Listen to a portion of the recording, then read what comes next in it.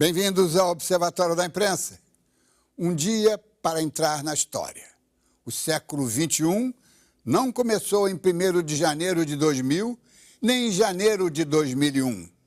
O novo século começou em 11 de setembro de 2001, há 10 anos, quando 4 aviões sequestrados por terroristas islâmicos derrubaram as Torres Gêmeas em Nova York, destruíram parcialmente o Pentágono, em Washington, e o quarto, que deveria atingir a Casa Branca ou o Congresso, foi desviado e igualmente destruído. Foi o maior ataque terrorista de todos os tempos.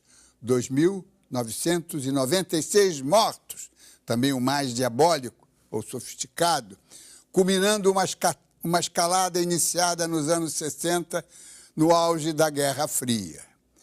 Guerra total, absoluta, sem limites nem fronteiras, não entre estados, mas de uma facção contra uma sociedade desarmada e aberta, utilizando instrumentos civis contra alvos civis. O mundo mudou às 8h46, hora de Nova York, de 11 de setembro de 2001. Neste preciso momento, inicia-se a era do terror, a era do medo, o tempo do vale-tudo e da violência gratuita. Não há mais inocentes, todos são culpados e todos vulneráveis. O 11S converteu o suicídio em arma de destruição em massa. Levou uma superpotência mundial a engajar-se em 2 guerras regionais antecipadamente perdidas.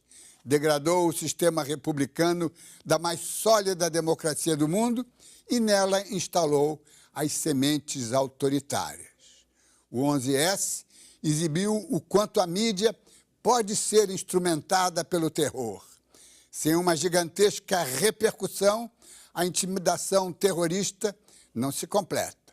Como qualquer refém, sequestrada pelo terrorismo, a imprensa obedece, mas não pode aderir, não pode compactuar.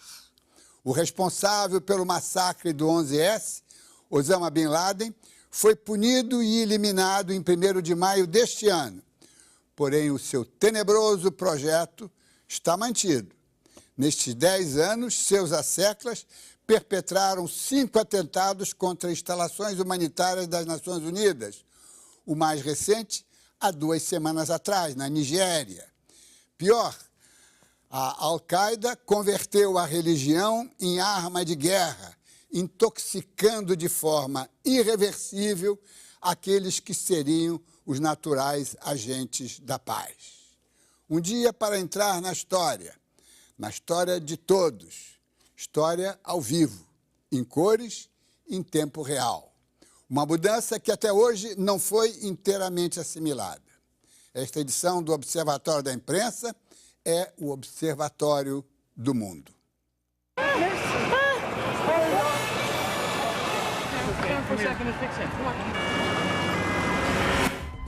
Eram quase 10 da manhã aqui no Brasil, quando as primeiras imagens do World Trade Center começaram a ser transmitidas pela CNN. Uma fumaça saía do alto de uma das enormes torres.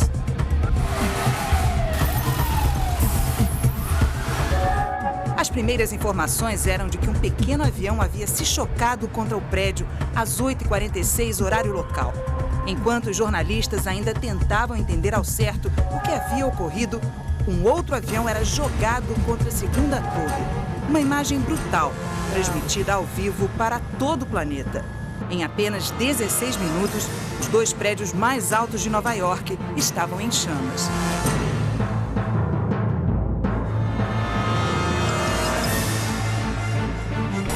De Washington, centro do poder americano, chegava a informação de mais um atentado. Um avião comercial havia atingido o prédio do Pentágono, onde fica o comando das Forças Armadas Americanas.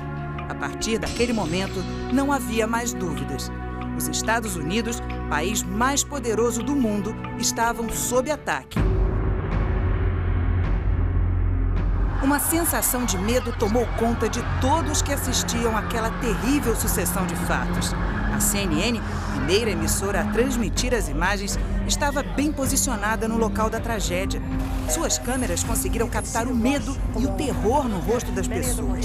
O canal mostrou o desmoronamento das torres e a nuvem de poeira que encobriu a população na área. As imagens foram transmitidas para o mundo ao vivo e o mundo parou para ver. There has just been a huge explosion. We can see a cascade of sparks and fire, and now it looks almost like a mushroom cloud explosion. O saldo final daquela manhã, que entrou para a história da humanidade, foi de 4 aviões sequestrados. Um deles caiu antes de atingir seu alvo, que, segundo informações, seria o Capitólio, ou mesmo a Casa Branca. Ao todo, 2.996 pessoas morreram. Algumas se lançaram dos prédios sem mais esperanças.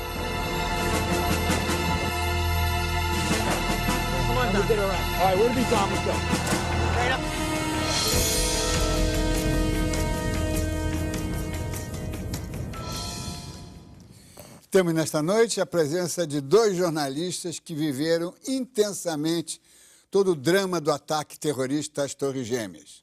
Os 2 estavam na ilha de Manhattan naquela manhã e viram de perto uma das mais trágicas páginas da história mundial. São eles, aqui no Rio, Ednei Silvestre, e em São Paulo, Sérgio Dávila. Sérgio Dávila é da Folha de São Paulo, diretor de redação. Como é que foi? Você se lembra disso com muita... Não vai esquecer nunca mais, mas como é que foi a sua chegada ao local? Como é que você soube? Traga esse momento para nós. Eu soube por um telefonema daqui de São Paulo. Em primeiro lugar, boa noite, obrigado pelo convite. Mas, como eu estava dizendo, eu soube por um telefonema da redação daqui da Folha de São Paulo, me acordando. Eu estava dormindo no momento do primeiro choque e saí do escritório da Folha, que era ali no sul de Manhattan, na Rua 12 com a 3ª Avenida, pensando ainda que era um ataque, um avião que tinha se chocado por acaso contra uma das torres. Por acaso, assim, não intencionalmente. Eu acordei a minha mulher, pedi que ela fizesse fotos, se fosse o caso, e saímos os 2 ali a pé em direção às torres. E nesse momento a telefonia parou de funcionar, os transportes públicos a mesma coisa, então nós fomos andando a pé em direção às 2 torres e naquela caminhada a gente foi literalmente vendo a história acontecendo com H maiúsculo, né? Nós soubemos que não era um ataque sem querer, era um ataque proposital, depois que era um ataque terrorista, depois que um segundo avião havia se chocado contra a 2ª torre. Ouvimos o barulho da primeira torre caindo e quando a 2ª torre caiu, a gente já estava bem próximo do World Trade Center. Nesse momento, essa fumaça aí que se viu no vídeo do começo, a fumaça de metros de altura, nesse momento a minha mulher parou, porque ela sofre de asma e retrocedeu e falou que ia parar por ali.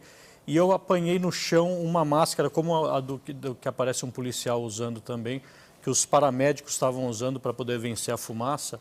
E com aquela máscara eu consegui vencer as barreiras policiais. Talvez os policiais me confundissem com um paramédico. E o fato é que eu fui passando e já naquela manhã eu consegui chegar até os escombros ali das torres. E como você falou, é uma cena que nenhum de nós vai jamais esquecer. Ednei Silvestre é jornalista, escritor, repórter especial da TV Globo, da Globo News. Estava lá também e vai nos contar como é que foi aquele seu encontro com a história, né? Bom, boa noite, boa noite, Sérgio. Bom te ver outra vez. Sérgio foi o primeiro jornalista brasileiro no local. Eu fui o primeiro de televisão e quando eu fui chegando, já tinha acontecido a primeira e a segunda quedas. Eu cheguei em casa, liguei a televisão, como eu sempre fazia, e liguei o computador quando eu vi aquela imagem. E a primeira informação de que um Cessna ou um avião de treino teria batido contra a torre, o que era impossível, porque era proibido voar sobre Manhattan. tinha que ser alguma coisa mais grave. E aí eu liguei para a redação, mas na redação já estavam antenados nisso, já havia transmissão ao vivo, alguém ligava, alguém falava por telefone, aqui no Brasil, onde estava o Carlos Nascimento, em seguida Ana Paula Padrão, e depois entrei eu por telefone enquanto aguardava a chegada do cinegrafista, Rolando Moreira, e do produtor Davi Presas. Quando eles chegaram, nós descemos ainda no carro da TV Globo até a West Side Highway, né, que levava ao sul de Manhattan. Dali, prosseguimos a pé, fizemos antes umas entrevistas para o jornal Hoje, que o Davi Presas levou para o escritório e seguimos por ali, na rua Canal, a gente entrou e começou, eu não tinha a máscara ainda, como o Sérgio tinha, e a gente estava acompanhado de um cinegrafista com a câmera, e a gente chamava muita atenção. E fomos driblando as barreiras, que a maneira como a gente conseguia cobrir, e fazendo takes conforme a gente se aproximava. E chegamos até os 2, 3 quarteirões do local. E já havia em volta de nós aquele inferno de sons, o som das sirenes, do alarme dos carros que dispararam. O Sérgio comentou isso quando a gente conversou sobre o 11 de setembro. Ele também percebeu que assim, o som do alarme de automóveis. E uma coisa que o Sérgio percebeu, a gente comentou também, foi aqueles papéis voando, os papéis voando, como a gente vê nas imagens também. E uma coisa que não está nas imagens, que foi um choque naquele dia e durante semanas depois, que era o cheiro de carne queimada. Ai, meu Deus. Sérgio, você falou uma coisa que me deixou impressionado, é porque você estava indo em direção ao Ground Zero, né? Ao lugar das torres, né? E as pessoas fugindo, quer dizer, você estava encontrando o acontecimento, né, naquela multidão que estava fugindo. Como é que foi isso? Essa sensação, o jornalista várias vezes se pega com alguma frequência nas suas pautas. Você está indo contra o fluxo das pessoas. As pessoas geralmente estão fugindo, estão tentando sair de perto de onde está o acontecimento, e os jornalistas estão no contrafluxo. Os jornalistas, os policiais, os paramédicos, os bombeiros, geralmente estão no contrafluxo da multidão. Nessa manhã de 11 de setembro, era de fato uma multidão fugindo ali daquela parte sul da ilha, e quem você via desbravando a multidão na direção contrária eram essas 4 profissões que eu falei, jornalistas como o Ednei Silvestre, que bravamente ali entrou ao vivo. Imagina descrever aquela cena ao vivo, deve ter sido preciso muito sangue frio. Paramédicos que estavam já na sua terceira leva, né? Paramédicos, bombeiros e policiais, porque se a gente lembrar, a primeira leva dos policiais de plantão, dos enfermeiros, dos bombeiros, foi esmagada pela primeira torre. A segunda leva foi esmagada pela segunda torre. Então, nesse momento já era aquela terceira leva, que eram funcionários de férias, de licença, voluntários. Já era uma coisa improvisada na tentativa ali de salvar quem houvesse de sobrevivente. Mas essa é uma situação que eu já me peguei algumas vezes, sempre como jornalista andando contra a corrente das pessoas. Ednei, e a sua sensação? Você estava ali, não estava olhando pela câmera, mas estava com o olhar da câmera, né? E o que você estava sentindo?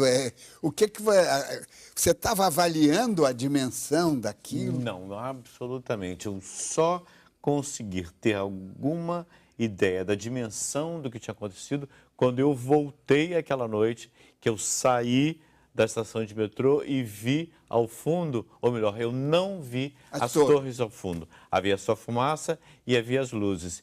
E eu estava pensando, o Sérgio observou muito bem, né, que nós, jornalistas, estamos frequentemente no contrafluxo. E eu pensava também que eu sabia que por ali circulavam cerca de 5.000 pessoas por dia e que a tragédia, as mortes deviam ser em um número muito grande. Não se tinha ideia ainda quantos, e seria muito mais se fosse num outro horário. Aquele horário ainda é o horário do começo do trabalho, né? Da manhã. 8h45. E Agora, ao contrário de quando, por exemplo, eu fui ao Iraque. Eu fui querendo ir ao Iraque. Aí não houve surpresa. Ali era assim, eu preferia não ter coberto, não por não ter coberto, mas que aquilo não tivesse acontecido. Depois do intervalo, o depoimento de outros jornalistas brasileiros que viveram as emoções daquele dia 11 de setembro de 2001.